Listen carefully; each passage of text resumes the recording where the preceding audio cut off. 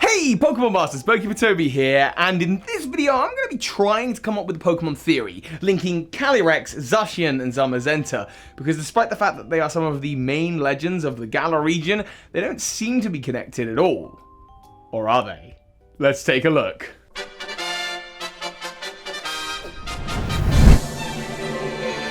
So yeah, come on everybody, get your Pokedexes, let's take a little bit of a look at Calyrex. Do you know what?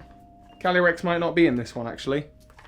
Calyrex is the king Pokemon, or High King Pokemon, and it is, yes, you guessed it, a king of the Galar region, specifically of the Crown Tundra. In his Pokemon Shield Pokedex entry, it says that Calyrex is known in legend as the king that ruled over Galar in ancient times. It has the power to cause hearts to mend and plants to spring forth. One of the few legends that isn't sort of vilified as a monster, but instead deified as a hero, a leader. Nice. Also, I got a little spoiler warning here for you for the Crown Tundra, so if you don't want any spoilers, this might not be the video to watch. Yeah, check out any of my other Pokemon theories here. I filmed this one before the Crown Tundra came out. This is the Is Calyrex a Human video.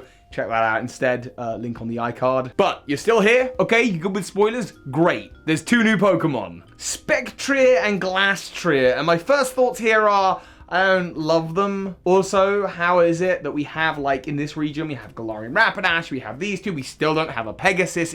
What? Not a fan personally, doesn't matter. Either way, Calyrex can combine with these Pokemon to become a different form of Calyrex, which is effectively just the two Pokemon bound together. And for the sake of connecting these Pokemon to the other main legends of Galar, Zacian, and Zamazenta, I want to focus on a few specific Pokedex entries. The Ice Rider Calyrex says, it is said that this Pokemon once moved a large forest and all the Pokemon living there to a new location overnight. And the Shadow Rider Calyrex says that legend says that by using its powers to see all events from past to future, this Pokemon saved the creatures of a forest from a meteorite strike. Ah, okay, well hold up a second, this should be relatively easy. We know that Calyrex can see through time and that's like part of its powers. That was announced on the Pokemon website ages ago, so pretty cool stuff, and it could see that a giant meteorite was going to impact the Galar region, and we know that a big meteorite did impact the Galar region on the darkest day. Look, Sonia won't shut up about it. I previously thought it was the egg that Eternatus is in, although now having looked at the Pokemon animated series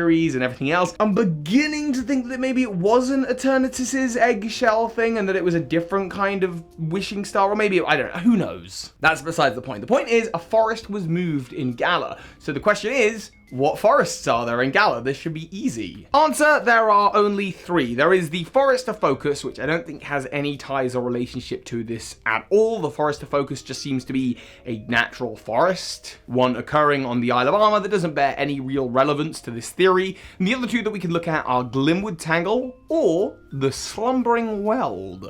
Now we'll get to Glimwood Tangle, but it did always strike me as odd. Like, why is the Slumbering World down in Postwick? Why is it down so far south in the region? There's a Zacian and Zamazenta shrine there, and like, what's that got to do with Postwick? As far as I can tell, absolutely nothing. The Slumbering World is also really interesting because it's the only location in the game that I can see that starts off in the early sections with low-level Pokemon, and then the further you get in, the stronger the Pokemon become. But of course, the main thing that's weird about it, Zacian and Zamazenta seem to be resting there at the moment, at their shrine, and yet none of the local town people really know anything much about Zacian or Zamazenta. No one from Postwick to Wedgehurst really talks about the mythos or legend of the region. Instead, the legends of the region are highly regarded and talked about within a specific kind of belt area of the Galar region. Specifically, we're looking at Circhester, Hammerlock, and Stow-on-Side. Stow-on-Side is another interesting place because there appears to be a statue of the heroes alongside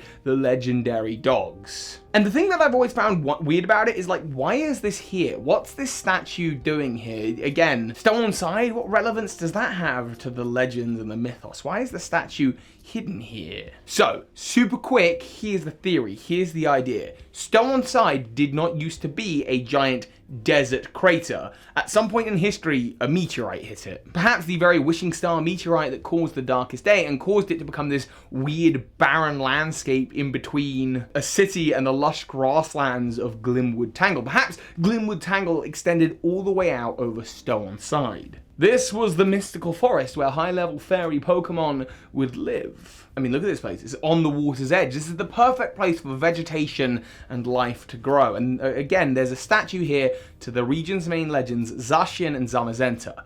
But being able to see into the future, the king of Galar at the time, Calyrex, foresaw a meteorite coming down there. A meteorite that would cause the whole land to become barren. So Calyrex, using its mystical grass powers, Calyrex brought the forest down south and created the Slumbering World. Leaving behind the old shrine, a new shrine had to be created for Zacian and Zamazenta, and interestingly enough, the Slumbering World is the dividing forest between mainland Galar and, you guessed it, the Crown Tundra. To me, as I mentioned in that Calyrex is a human video, Zamazenta has a Pokedex entry talking about how it's the Fairy Sit King's sword, and Zacian has entries talking about how it's the Fighting Master's shield, which relates to Kubfu. The Calyrex is perhaps somehow one of the ancient kings of Galar transformed into a Pokemon. And what we're seeing is the Fairy King Calyrex just protecting its sword doggo, and of course the shield doggo that belonged to the other king of Galar that then maybe transformed and started what is now the Kubfu line. Again, that's a whole other theory, you can check it out. To repay them for stopping the Darkest Day all those years ago when this new meteorite fell and caused the crater that is still on side,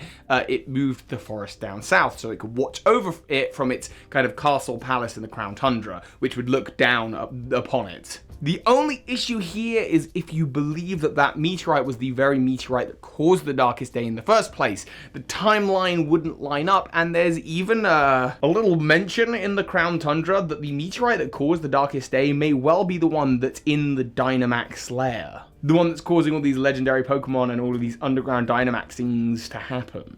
But I don't know, it's just a short little theory. I don't want to waste too much of your time. I've just been thinking about it. Maybe you got some supporting evidence, maybe you don't.